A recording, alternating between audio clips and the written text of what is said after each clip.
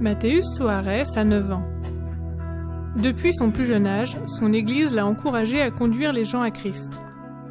Bien que trop jeune pour la plupart des activités de l'église, il a décidé de s'engager dans la mission. Ce que j'aime le mieux, c'est de travailler pour l'église. J'ai pris l'habitude de rendre visite aux gens. Je leur demande pourquoi ils ne viennent pas à l'église. Ou, quand une personne n'est pas encore baptisée, je lui rends visite et l'invite à venir aux réunions, puis je la quitte avec un chaleureux au revoir et je me rends dans une autre maison. Je peux visiter ainsi jusqu'à 3 personnes par jour. À 9 ans, Mathéus a déjà donné bien des études bibliques, que ce soit à des familles ou à des individus, et en a amené plusieurs dans les eaux du baptême. Mais il a d'autres projets.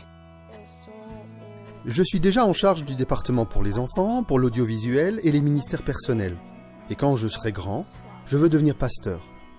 Mon désir le plus cher, c'est que Dieu revienne bientôt, avant même que je sois pasteur. Mais s'il ne vient pas aussitôt, je veux étudier la théologie et amener davantage de personnes vers le ciel par ce ministère. Aujourd'hui, Mathéus a 15 ans et fréquente une université adventiste pour se préparer au pastorat. À Fahama, il reçoit une éducation chrétienne de qualité et a la possibilité de prêcher au cours d'événements spéciaux et aux cultes matinaux pour les étudiants internes.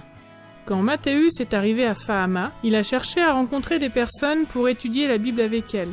Ainsi, il peut continuer à répondre à l'invitation de Jésus de faire des disciples en étudiant la Bible en tête-à-tête avec ces personnes. La famille de Mathéus lui a enseigné par exemple qu'il n'y a pas d'âge limite pour remplir la mission que Jésus nous a donnée.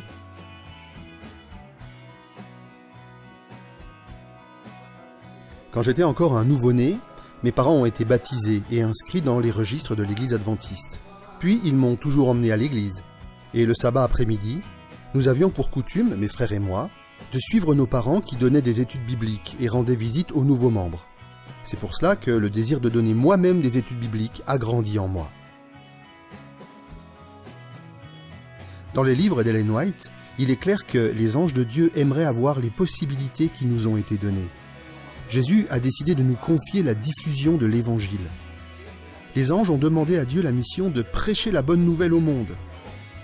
Mais Dieu a dit, c'est une œuvre destinée à mes enfants, je la leur donne. Et je vous le demande, qu'avons-nous fait pour montrer à Dieu que nous sommes dignes de ce don? Aussi suis-je convaincu que Dieu m'a appelé, et que la seule façon de lui montrer ma gratitude est de prêcher l'Évangile. Si Dieu a dit « Allez dans le monde entier », il nous faut aller dans le monde entier. Bien qu'il y ait encore beaucoup d'endroits où il n'est pas permis de prêcher l'Évangile, Jésus affirme que si l'on meurt pour lui, un jour nous vivrons avec lui.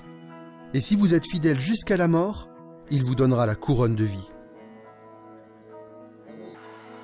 Tout ce que Jésus a dit à ses disciples concernant les signes de son retour se passe maintenant déjà. Mais parfois nous nous demandons, qu'est-ce qui empêche Jésus de revenir ? La seule chose qui l'empêche, c'est que l'Évangile n'a pas été prêché partout dans le monde.